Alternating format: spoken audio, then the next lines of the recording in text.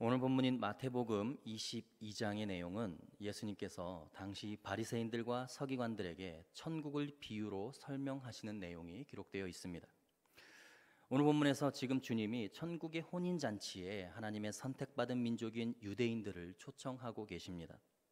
그러나 초청을 받은 유대인들과 바리새인들과 서기관들이 하나님의 천국 초대에 어떻게 반응하고 있는가, 그것이 5절과 6절에 기록되어 있습니다. 함께 보시죠. 5절과 6절입니다. 그들이 돌아보지도 않고 한 사람은 자기 밭으로 한 사람은 자기 사업하러 가고 그 남은 자들은 종들을 잡아 모욕하고 죽이니.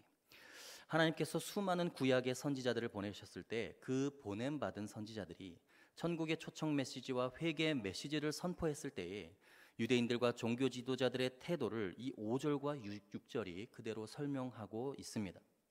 심지어 이제는 그 임금의 아들 독생자 예수 그리스도가 이 땅에 와서까지 천국 복음을 믿으라고 증거하고 있는데도 그들은 구약 시대의 자신들의 선조들이 그랬던 것처럼 선지자들을 똑같이 대하고 또 예수 그리스도를 그와 똑같이 대하고 있는 것이죠.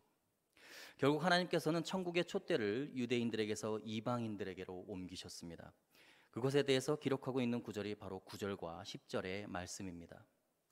내 거리 길에 가서 사람을 만나는 대로 혼인잔치에 청하여 오라 한데 종들이 길에 나가 악한 자나 선한 자나 만나는 대로 모두 데려오니 혼인잔치에 손님들이 가득한지라. 청함을 받은 이방인들이 천국잔치의 자리를 가득 채우고 있는 모습을 기록하고 있습니다. 악한 자나 선한 자들이 모두 천국잔치의 청함을 받았다는 것은 악한 자도 회개하고 돌이켜 주님께 돌아올 수 있는 길이 항상 열려 있다는 것을 의미하고, 선한 자들은 정직하고 이웃에게 선을 행하는 사람들을 의미하는데 그들 또한 동일하게 천국잔치의 청함을 받은 자들이라는 것입니다. 그러나 청함을 받았다고 해서 다 택함을 입은 사람들이 아니라고 주님은 말씀하십니다. 모두가 다 그리스도인으로 신앙생활을 한다고 해서 모두가 다 주님의 잔치 자리에 참여할 수 있는 것은 아니라고 말씀하십니다. 주님이 초대하시는 천국잔치에 참여할 수 있느냐 없느냐는 무엇으로 구분되느냐? 바로 천국잔치에 합당한 예복을 입고 있느냐 입고 있지 않느냐로 구분된다고 이야기를 합니다. 11절을 함께 보시죠. 임금이 손님들을 보러 올새 거기서 예복을 입지 않은 한 사람을 보고. 임금이 보는 것은 딱 한 가지입니다. 예복을 입었는가 입지 않았는가. 당시 유대 사회의 관습법에 따르면 잔치를 준비하는 잔치집 주인은 반드시 잔치에 참여하는 모든 사람들의 예복을 준비할 의무가 있었습니다. 혼인잔치에 참여하는 사람들은 반드시 혼주가 준비한 예복을 정갈하게 입고 있지 않으면 혼인잔치에 참여할 수가 없었던 것이죠. 여러분 모두 하나님의 천국잔치에 청함 받으신 분들입니다. 천국잔치의 주인이신 우리 주님께서 여러분들을 위해 준비하신 예복을 여러분들은 입고 계십니까? 여러분들이 한평생 신앙생활을 열심히 했다는 것과 여러분이 지금 현재 주님께서 은혜로 주신 십자가의 보혈의 예복을 입고 있느냐는 다른 문제입니다. 여러분, 이 예복이 어떤 예복일까요? 우리는 내가 예수 그리스도로 은혜로 죄사함 받고 구원받았다, 또는 십자가의 보혈로 내가 구원받았노라고 너무나 쉽게 이야기하고 아무 의식 없이 습관적으로 그런 고백들을 합니다. 이제는 그런 고백들이 철저하게 종교적인 언어가 되어버렸습니다. 형식적인 신앙 고백들, 자신의 삶의 모습과는 상관없이 십자가의 은혜로 구원받았노라고 생각하면서 스스로 하나님의 예복을 입고 있다고 생각하지만, 오늘 본문에서 예수님께서 말씀하신 우리를 위해 준비하신 주님의 예복은 그런 종교적인 형식적인 예복이 아닙니다. 종교인들이 입는 그런 가운이 아니라는 것이죠. 사도 바울이 갈라디아서에서 이 예복의 의미를 신학적으로 아주 잘 정리해 놓았습니다. 갈라디아서 3장 27절의 말씀인데요, 제가 읽어드리겠습니다. 누구든지 그리스도와 합하기 위하여 세례를 받은 자는 그리스도로 옷 입었느니라. 놀랍게도 사도 바울은 주님과 우리가 영원히 합해지는 자리, 그리스도와 연합하는 천국 혼인 잔치를 위해서 세례를 받아야 하는데 그 세례를 그리스도로 옷 입었다라고 기록을 하고 있습니다. 그리스도로 예복을 입었다. 바울이 갈라디아서에서 이야기하는 그리스도의 예복이 바로 오늘 본문에 기록되어 있는 천국 잔치의 혼인 잔치의 예복입니다. 이것을 좀 더 깊이 이해하기 위해서는 마가복음 15장 17절에서 20절에 기록된 예수님께서 로마 군병들에게 조롱을 당하시고 예수님께 자색 옷을 입히고 가시관을 씌우고 얼굴에 침을 뱉고 따귀를 때리는 그들의 행동의 과정 속에 그 깊은 의미가 담겨져 있습니다. 그리고 그것을 사도 바울은 그리스도로 옷 입었다라고 신학적으로 정리를 하고 있습니다. 마가복음 15장 17절에서 20절 말씀인데요, 제가 읽어드리겠습니다. 예수께 자색 옷을 입히고 가시관을 엮어 씌우고 경례하여 이르되 유대인의 왕이여 평안할지어다 하고 갈대로 그의 머리를 치며 침을 뱉으며 꿇어 절하더라. 희롱을 다한 후 자색 옷을 벗기고 도로 그의 옷을 입히고 십자가에 못 박으려고 끌고 가니라. 여러분, 지금 이 군병들의 행위가 왜 자색 옷을 입혔다가 왜 도로 벗겼을까요? 지금 예수님은 이미 쇠 갈고리가 달려있는 채찍으로 채찍질을 당하시고 온몸의 살점들이 다 떨어져 나가고 벗겨진 살점들이 몸에 달랑달랑 붙어있는 상태입니다. 피투성이가 된 상태였고 더구나 예수님의 옷을 벗기고 왕권을 상징하는 자색 옷으로 갈아입혔습니다. 그런데 그 자색 옷을 입혀놓은 상태로 군인들이 오랜 시간 예수님을 조롱하고 얼굴에 침을 뱉는 의식을 행합니다. 워낙 여러 가지 조롱을 하기 때문에 자색 옷을 입혀놓은 상태로 의도적으로 시간을 많이 흐르게 한 것이죠. 그러다 보면 이 자색 옷과 예수님의 떨어져 있는 살점들이 그 피가 엉겨 붙으면서 자색 옷과 피투성이의 살점들이 완전히 엉겨 붙습니다. 달라붙게 되죠. 자색 옷과 피투성이의 살점들이 달라붙고 응고되어서 굳어져 있는 상태입니다. 그 상태에서 예수님에게 입혔던 자색 옷을 다시 벗겨버리는 거예요. 그러면 예수님의 살가죽 자체가 다 벗겨져 나가버립니다. 군병들은 조롱을 가하기 위해서 그 일을 행하지만 예수님에게는 살점과 가죽이 떨어져 나가는 극심한 고통을 겪게 되는 것이죠. 하나님은 예수님이 왜 그런 일을 겪도록 하셨을까요? 그리고 성경은 그 모든 과정을 왜 자세히 기록하고 있을까요? 그것은 굉장히 중요한 영적인 의미가 있는 행위입니다.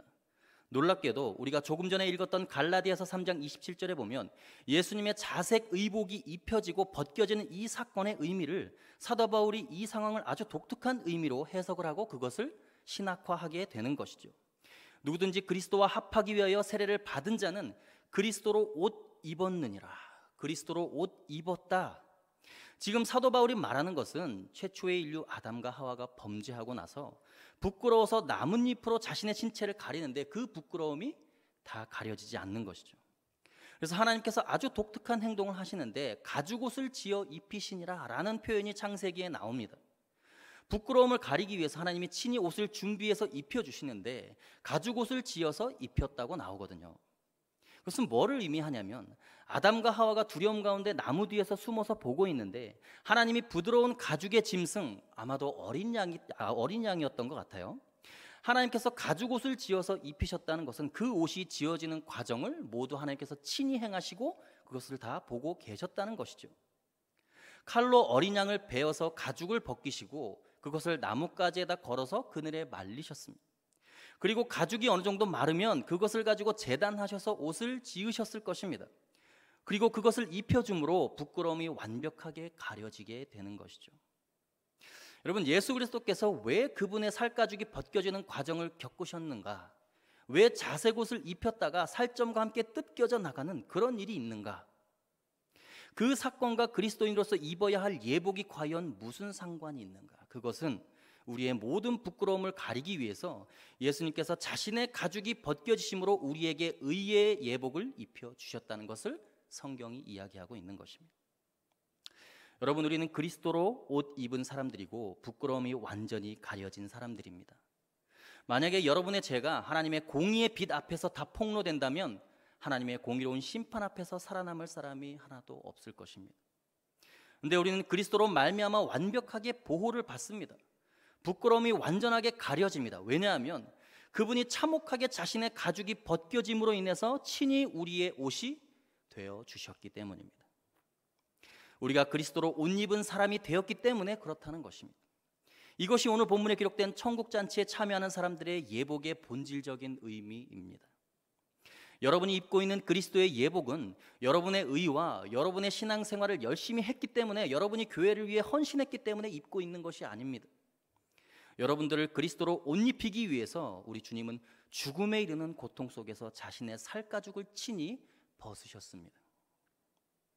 여러분, 주님께서 우리의 부끄러움을 가려주시기 위해서 얼마나 큰 고통을 당하시고 조롱을 겪으셨는지, 그것은 단순히 옷이 벗겨지는 수치스러움이 아니라 살가죽이 벗겨지는 아픔을 겪으시면서 우리를 덮어주신 것입니다. 우리의 옷이 되어주신 거예요.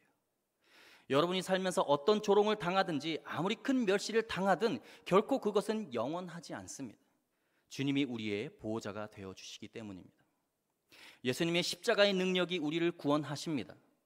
여러분의 일생에 주님이 당하신 그 고통 속에서 그분의 은혜를 경험하고 주님처럼 반응하고 주님처럼 승리하시기를 원하십니까? 매일매일 직장에 가는 것이 경건의 훈련이 되어야 하고 여러분의 생활 자체가 예배가 되어야 합니다. 만나는 이웃들이 다 주님처럼 느껴져야 합니다. 여러분의 언행이 말씀이 되어야 합니다. 그것이 오늘 본문에서 천국 잔치의 주인이신 하나님이 보시는 우리가 입어야 할 예복입니다. 일제시대 때 주기철 목사님은 신사참배를 거부했기 때문에 5년 동안을 일본군에게 갖은 고난과 조롱을 당하게 됩니다. 하루 이틀이면 참겠지만 여러분 생각해 보십시오. 5년 내내 고문을 당하고 고통을 당하게 됩니다. 제가 지금 입으로 표현하기 힘든 잔혹한 고문들이 자행되고 잔인한 고문 도구들이 사실 많이 발견되었습니다. 그런데 그분은 그 극한 고통 속에서 신앙을 잃지 않고 끝까지 주님을 사랑하고 어떻게 그 일본군들을 사랑할 수 있었을까요? 자기를 5년 동안이나 잔혹하게 괴롭히는 그들을 미워하지 않고 끝까지 승리할 수 있었던 그분의 비결이 무엇이었을까요? 그분이 고난을 명상하면서 쓴 마지막 기록들이 있습니다. 그 내용은 이렇습니다. 주님을 위하여 오는 고난을 이제 내가 피하였다가 이 다음에 내가 무슨 낯으로 주님을 대하리이까? 주님을 위하여 당하는 치욕을 이제 내가 피하였다가 이 다음에 주님이 너는 내 이름으로 평안과 즐거움을 다 받아 누리고 고난의 자는 어찌하고 왔느냐 하고 물으시면 내 어떤 말로 대답하리이까? 주님을 위하여 오는 십자가를 내가 피하였다가 이 다음에 주님이 너는 내가 준 유일한 십자가 유산을 어찌하였냐고 물으신다면 나는 무슨 말로 대답할 수 있으리까? 여러분은 주님과 함께 고난당하고 주님과 함께 승리한 경험들이 있습니까? 주님 때문에 여러분이 지고 있는 십자가가 있습니까? 용서할 수 없는 사람을 용서하기 위해서 조롱거리가 되고 웃음거리가 되면서도 참고 축복했던 경험이 있습니까?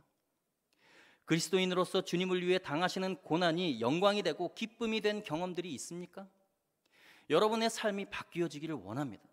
나중에 정말 주님 앞에 섰을 때 나도 주님을 조금은 사랑한 것 같습니다. 주님께서 받으신 그 조롱에 내가 조금은 동참한 것 같습니다. 저도 축복했고 사랑했고 승리했습니다. 그리스도로 옷을 입은 사람들만이 할 수 있는 고백인 것이죠. 내가 주님이 준비해 주신 혼인잔치의 예복을 입고 있다는 것은 하나님 앞에서 여러분들의 삶의 모습을 통해서 그렇게 입증이 되는 것입니다. 그렇게 품격이 높고 격조가 높고 깊이가 있는 신앙인들로 거듭나게 되기를 간절히 소망합니다. 세상 사람들처럼 똑같이 분노하고 증오하고 좌절하고 똑같이 반응하지 마시고 끝까지 원수를 사랑함으로 세상에 거룩하고 신성한 빛을 보여줄 수 있고 하나님의 살아계심을 세상에 보여주시는 그런 신앙의 절개가 있고 용기가 있는 위대한 성도님들이 다 되시기를 주의 이름으로 간절히 소원합니다. 함께 기도하겠습니다. 살아계신 하나님 아버지, 그리스도로 옷 입었다라고 고백한 사도 바울의 고백이 우리의 고백이 되게 하여 주옵소서. 하나님, 우리가 죄사함을 받고 그리스도의 십자가의 보혈로 구원받았다는 것이 그저 우리의 입술의 고백과 형식적인 신앙 고백이 되어지는 것이 아니라 예수님께서 친히 본인의 살가죽을 벗으시면서 우리를 덮어주시고 우리의 옷이 되어주셨다는 사실을 기억하며 날마다 그 십자가의 보혈과 날마다 그 십자가의 은혜를 기억하는 귀한 성도들이 다 될 수 있도록 하나님 축복하시고 인도하여 주옵소서. 감사하며 살아계신 예수님의 이름으로 기도하옵나이다. 아멘.